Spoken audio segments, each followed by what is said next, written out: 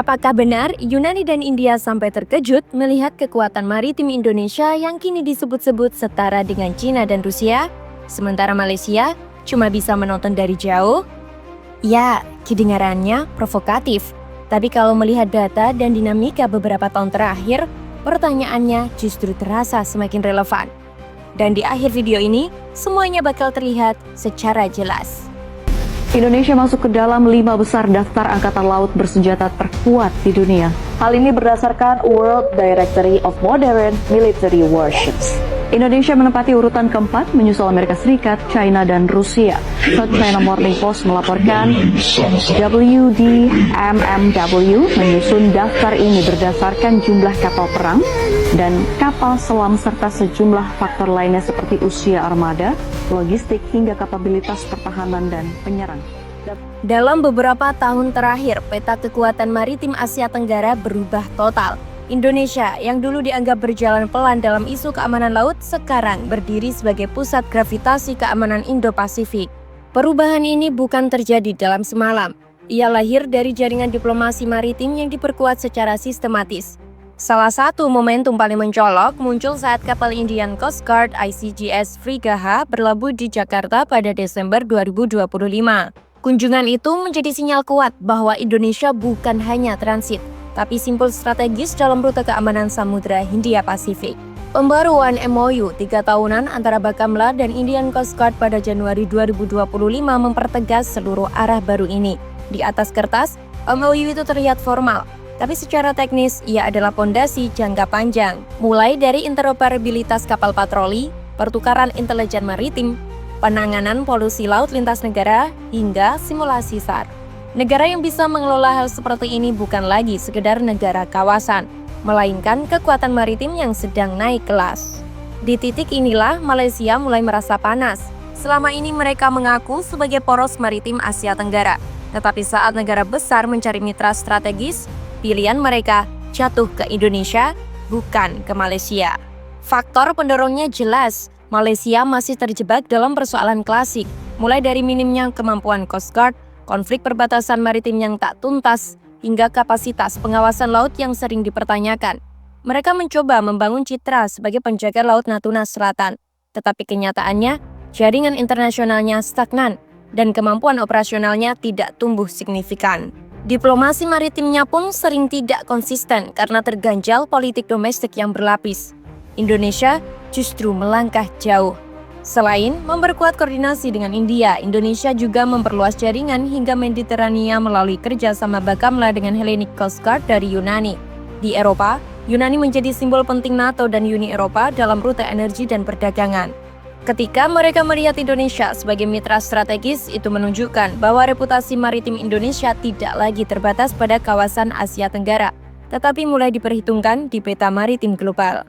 Inilah yang membuat reputasi Indonesia melonjak, dan negara-negara lain melihat bahwa Indonesia bukan sekedar pasar, tetapi aktor yang bisa diajak menyusun arsitektur keamanan laut jangka panjang.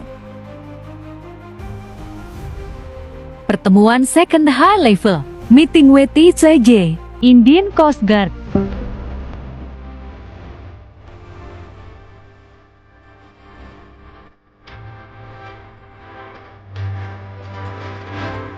Then some present. So we do the go and then take the first salute. Yes. God! Challenge out! Flamme! Stop!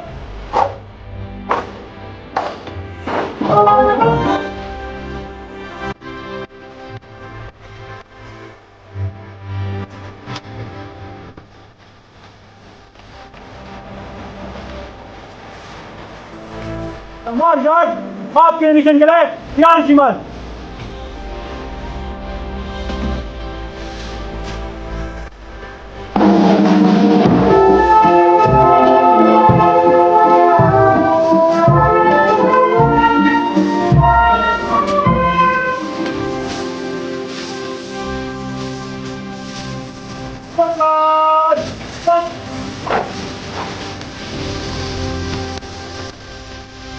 Morning, Admiral.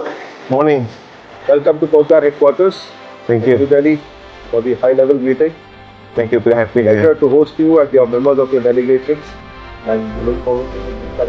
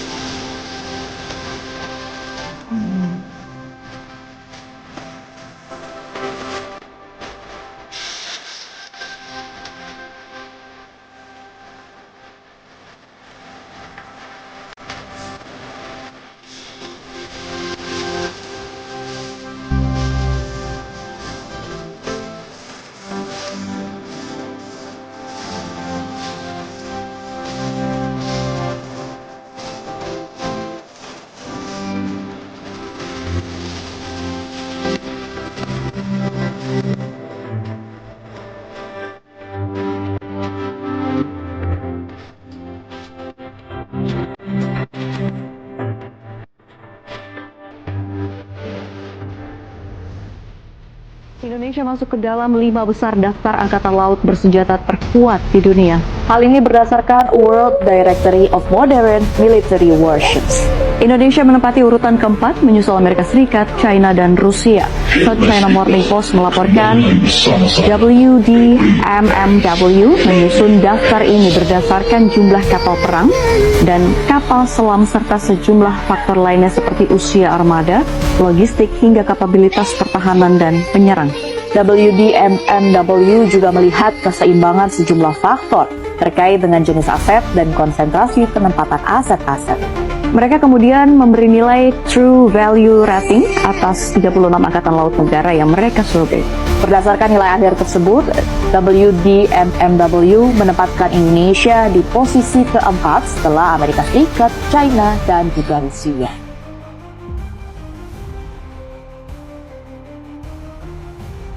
Sementara itu, Malaysia dalam berbagai kasus memilih jalan yang lebih lunak.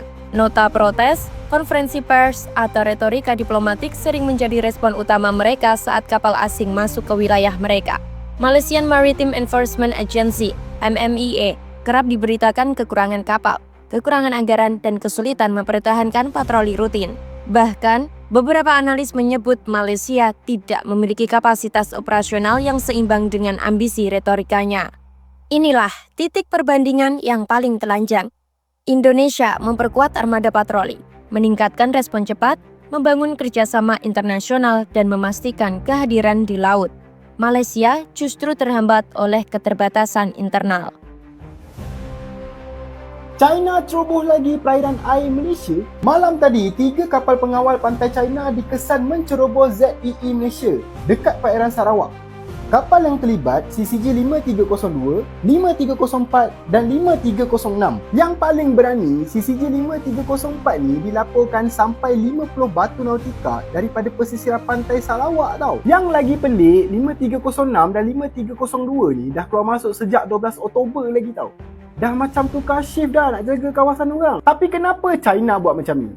Of course lah nak tunjuk kuasa dan nak claim tu kawasan dia lah. So bila dia hantar China Coast Guard ataupun CCG, itu tanda halus lah. Padahal kawasan tu termasuk dalam ZEE Malaysia dan juga kawasan minyak dan gas yang kita kongsi dengan Vietnam. Kes ni juga sebahagian daripada pertikaian Kepulauan Spratly, di mana Malaysia sekarang ni berdepan dengan 5 negara serentak: China, Vietnam, Filipina, Indonesia dan juga Brunei. Jadi kesimpulan dia, Malaysia ni memang kena tegas dalam mempertahankan kedaulatan laut. Semua ini membuat perbandingan dengan Malaysia menjadi kontras yang sulit dihindari. Malaysia masih sering terjebak dalam isu domestik, koalisi politik yang rapuh, serta perdebatan internal yang memperlambat pertumbuhan kemampuan maritim mereka. Sementara Indonesia memperluas jejaring ketiga benua, Malaysia masih berdebat tentang pembaruan kapal patroli.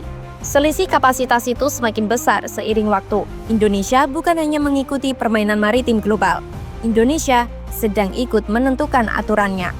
Dan di tahun-tahun ke depan, keputusan-keputusan maritim Indonesia akan semakin memengaruhi stabilitas kawasan.